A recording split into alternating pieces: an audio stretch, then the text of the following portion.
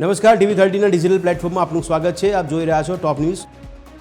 પશ્ચિમ બંગાળ વિધાનસભા ચૂંટણી પહેલા ભારતીય જનતા પાર્ટીને ઝટકો.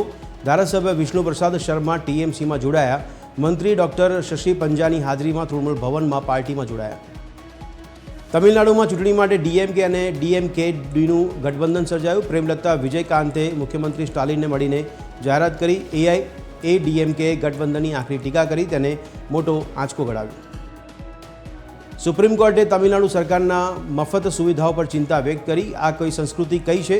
મુખ્ય ન્યાયાધીશે પૂછ્યું કે કોર્ટે મફત ભેટોને તુષ્ટિકરણની નીતિ ગણાવી. તો હૈદરાબાદમાં આવકવેરા વિભાગે ₹70,000 કરોડની કરચોરી પકડી. બિલિંગ સોફ્ટવેરનું AI અને બિગ ડેટા સાથે વિશ્લેષણ.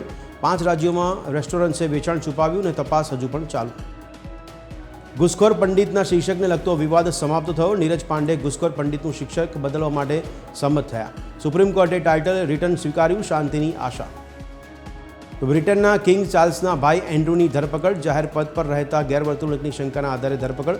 જેફરી એપ્સ્ટીનને સરકારી દસ્તાવેજ આપવાનો આરોપ. રાજ્ય સરકારે વિવિધ બોર્ડ કોર્પોરેશનની જમીન ફાળવણીની 23 દરખાસ્તો મંજૂર કરી છે. પાણી પુરવઠા બોર્ડ, જેટકો અને ગુજરાત મેરીટાઈમ બોર્ડ તથા ગુજરાત પાવર કોર્પોરેશનને 1.20 કરોડ ચોરસ મીટર જમીન ફાળવાઈ. તો પાટીદાર સમાજમાં આંતરિક વિભાજન પર આનંદીબેન પટેલનું નિવેદન. ક્યાં સુધી લેવા અને કડવા પટેલમાં વહેંચાયેલા રહીશું? જ્ઞાતિના નામે થતા રાજકારણ અને નેતૃત્વના દાવેદારોની માનસિકતા બદલવાની જરૂર. PSIની લેખિત પરીક્ષાની સંભવિત તારીખ જાહેર. લેખિત પરીક્ષા એપ્રિલ 2026ના ત્રીજા સપ્તાહમાં યોજાવાની સંભાવના.